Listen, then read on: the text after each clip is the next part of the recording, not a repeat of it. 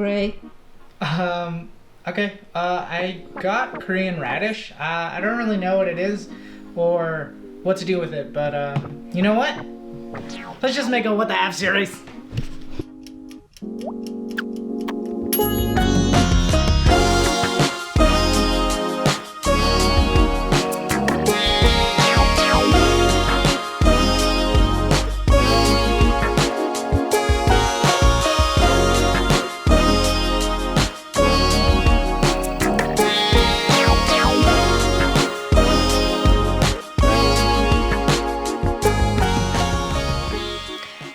Welcome back to another episode of What the F is this series, Korean Radish.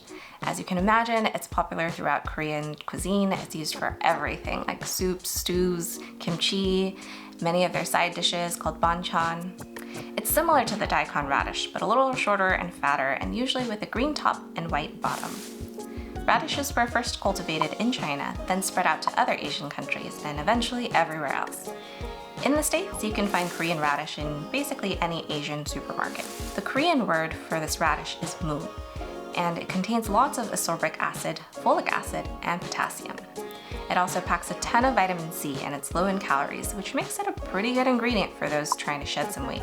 When picking Korean radish, you're going to look for the freshest, firmest stems, but if it doesn't come with any stems, as ours did not, then you want the radish itself to be firm.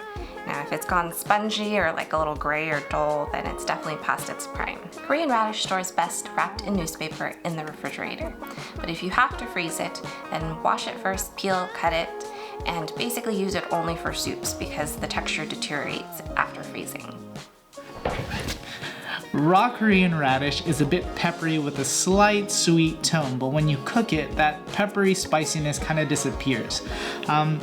We kind of went back and forth wondering how we should showcase the Korean radish, and making Korean food kind of seemed too obvious. And the whole purpose of the What the F series is to first educate and then inspire you to think outside the box when it comes to these ingredients. You know, we want to showcase its versatility, so we want to make one that's a cooked Korean radish and one that's utilizing it in its raw form. Now, for our cooked version, we're going to be making braised radish tacos, and for our raw, we're going to be making a radish mango salad.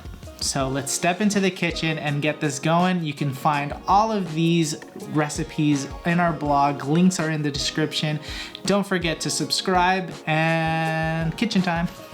For our Korean radish and mango salad, you're just going to peel your radishes and slice them on a mandolin or with your knife into long strips. The same cut goes for the carrot as well as the mangoes. For the herbs, we like to put cilantro, basil, mint, and we're just gonna rough chop all of those things, combine everything inside of a bowl, and give it a good mix. For our dressing, it just consists of soy sauce, sesame oil, a little fish sauce, some salt, pepper, and some sesame seeds, and we'll drizzle that right on top, give it another good mix, and plate it and enjoy our refreshing Korean radish and mango salad. Oh, and for the topping, we just put a little crushed peanuts on top.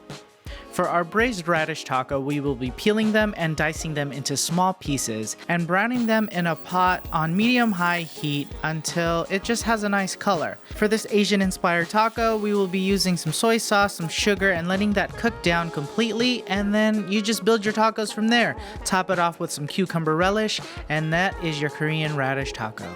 We'll see you on the next one, guys. Bye.